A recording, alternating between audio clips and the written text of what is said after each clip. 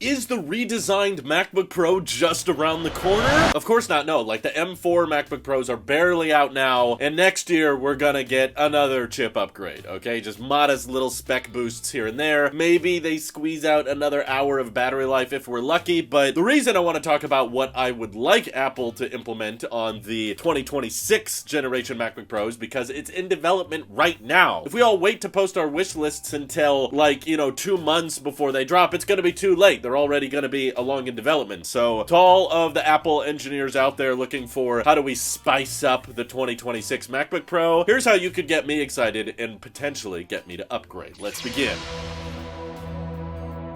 Look, I know anybody can come up with a wish list, but I felt particularly compelled to talk about this because all that's really rumored about the redesigned MacBook Pro in 2026 is that it'll be thinner? I guess like OLED displays or whatever, but I'm sorry, in my opinion, the current MacBook Pro design is pretty darn close to perfection, and I don't think the MacBook Pro should be getting thinner. If you want a thinner, lighter weight, faster MacBook, just wait for the new MacBook Airs. They're going to be getting the M4 chip in 2025. That's going to be a plenty fast CPU and GPU performance, and in my opinion, the only MacBooks that should focus on getting thinner and lighter are the MacBook Airs, and of course they're getting faster with new chips every year, so let that be the engineering exercise in how thin and lightweight we can get a laptop. But the MacBook Pros, in my opinion, that's the excuse to say how much performance, how much capability can we stuff into a laptop. I think personally they're already fairly light and fairly thin. You don't need to go thinner for the sake of thinner anymore. The latest MacBook Airs are not even the thinnest laptops Apple's ever made, okay? Y'all need to focus on reviving the 12-inch MacBook design because it was awesome, it was beautiful, the keyboard went right to the edges, and that wedge design did make it feel impossibly light. That was a 2-pound MacBook. The new MacBook Airs are not that light, I'm sorry, so it's hard for me to be impressed by them. So I don't want engineering resources focusing on how can we take out more from the MacBook Pro design, particularly because you already removed a bunch of legacy ports and everybody got mad, so you brought them back. How awkward and embarrassing is it going to be if you brought back those legacy ports and then a couple years go by and you remove them again? Okay, that would just be weird. In fact, I'm going to suggest in my wish list today that you double down on the ports, because believe it or not, I've already run into several situations where I needed a 4th USB-C port that I didn't have. I'm sorry, sometimes I like to charge my MacBook from the right. I'm not saying you have to get rid of MagSafe. You can leave MagSafe there for those who want it, but I want the 4 USB-C ports back. In fact, screw it. This is a wish list. I want 5 USB-C ports, okay? There's a lot of external accessories and external drives and monitors that people are plugging into these things, and believe it or not, I actually use HDMI not that frequently. Like, there's a decent number of external monitors I use at work and at home that are optimized for USB-C, and I would love to plug in as many USB-C things as I want, and sometimes 3 doesn't cut it. So please, let's get 4 to 5 Thunderbolt ports. I assume by 2026, the M6 chip or M6 Max chip or whatever will be capable of supporting more Thunderbolt controllers. They're probably going to put more on the Mac Mini and Mac Studio anyway, so might as well bring them on to the MacBook Pros as well. Also, I'm not in need of a dynamic island. It really just results in the cameras being pushed more inward on the display and trying to cram pixels around them that are mostly useless. I'm not saying you need to get rid of the notch, but by 2026, I think people are going to expect Face ID. So that's on my list as well. Yeah, I'm not saying Touch ID needs to go anywhere. If people want to keep unlocking things with their fingerprint, that's fine, but Face ID is so passive and it just works so well on our iPhones and iPads, and I feel like you shouldn't have to compromise with your biometric security as well as the simplicity of just opening up your iPad or your iPhone and boom, it unlocks. Sometimes people forget that their phones are even locked because Face ID is so passive, and it would be nice if I didn't have to remember, oh yeah, this is the finger that I registered, let me place that right here in order for it to unlock. Boom, okay, we're done. And also there's probably some security measures you could unlock if someone registers like multiple biometrics on the same computer. Like you could have it unlock the Mac even after rebooting or change admin permissions if you can bypass Touch ID and Face ID. That's kind of 2-factor authentication built in, but purely biometrically, which could be pretty cool. And I know there's a lot of talk about OLED displays coming to the MacBook, which is interesting. I know that the ProMotion might be a little bit better and there's some more dimming zones and better contrast, but all of that is pretty nitty-gritty. So if you want my advice, Apple, on how to make the OLED display a big deal for the MacBook Pro, I wouldn't stop at 1000 nits. That's what the iPad did. That's what everyone's expecting. That's boring. 1000 nits is fine and honestly obtainable on the 2021 MacBook Pros. You just gotta download Vivid or some third-party app, and boom, you can run it at 1000 nits. But there's something our iPhones have done for the last couple generations, and when they're outside in direct sunlight, they can actually get up to 2000 nits. So that's my advice. If you really want the MacBook Pro to be impressive by 2026 and you're switching to a tandem OLED display, I hope we can hit 2000 nits on the next gen MacBook Pro. That would be sick, and mean using it outdoors would be no problem whatsoever. So if you want to edit on the go, you're gonna edit outside, you're gonna review footage as you're shooting it in the field, 2000 nits. I'm sure a ton of people would appreciate that. Also, in early 2025, Apple is supposed to be launching their own 5G modem technology on the iPhone SE4, and it's rumored that Apple's working on a connectivity chip that's going to combine Wi-Fi, Bluetooth, and cellular all into a singular modem, which would be pretty cool. And guess what? iPads have had cellular for freaking years. Why the heck can't the MacBooks? I feel like I ask for this every year, and Apple never listens, but hey, here I am again. Please add 5G connectivity to the MacBooks for people who want to use all of that extra data on the go and don't necessarily have a phone plan with a ton of hotspot data, or don't want to drain their phone battery too much, especially because our phones are being used more and more as cameras or continuity cameras. So if I have my iPhone as a personal hotspot and a continuity camera, and I've probably got some other feature that hasn't even been announced yet by then, yeah, I think the MacBook should have its own modem. It's definitely big enough to support it. It puts cellular on the freaking iPad minis for like $600, and yet the $3,000 MacBook Pros can't support it? Like, what? I don't understand that. If you want some extra show-offy type features, I guess make the whole thing waterproof or more dust resistant. But yeah, the speakers are fantastic. The webcam is great. I love the microphones on my MacBook Pro, and I'll just